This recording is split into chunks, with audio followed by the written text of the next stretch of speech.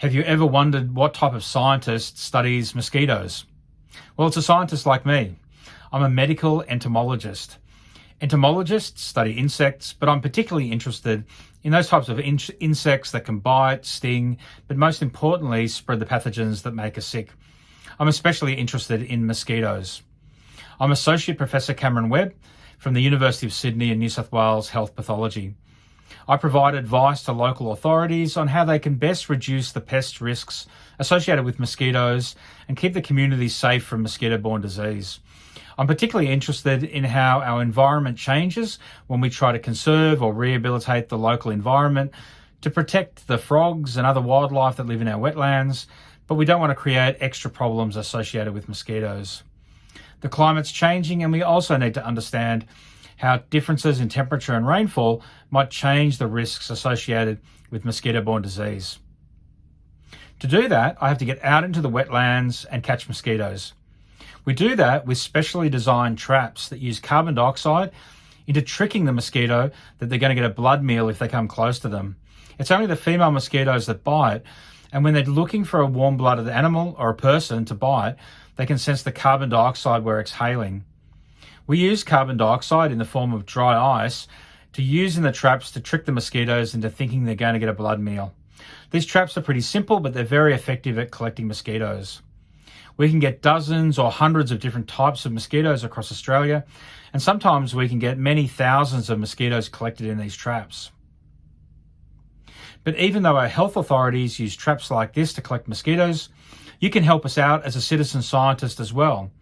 You can use traps in your backyard or around your school, but also you can take photos of mosquitoes and upload them to citizen science websites like iNaturalist.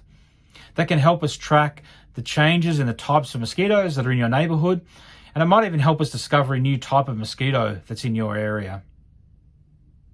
Scientists like me use citizen science websites like iNaturalist to help citizen scientists identify their observations about mosquitoes in the local environment. The people I meet always have lots of questions about mosquitoes when they find out what I do for a job. One of the most common questions I get asked is why mosquitoes bite them more than their friends and family. It basically comes down to the smell of your skin. You've got lots of different chemical compounds on your skin. Some of them repel mosquitoes, but some of them attract them. So even though mosquitoes are attracted to you because they want to bite to get your blood, it's really the smell of your skin that determines why a mosquito is more likely to bite you than your friends or family, or maybe why they're more likely to bite you than the birds and other animals in the local environment.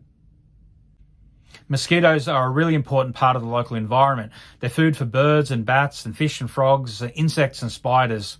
So they do have an important place in the Australian environment, even though sometimes they can bite us, annoy us, and sometimes even make us sick.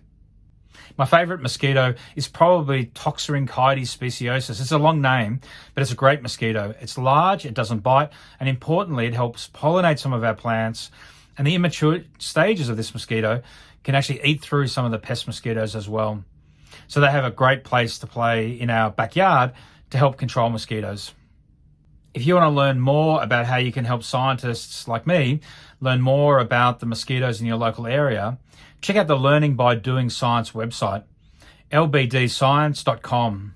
That has all the information that you need to know to get started tracking mosquitoes in your local area. I'd really appreciate the help.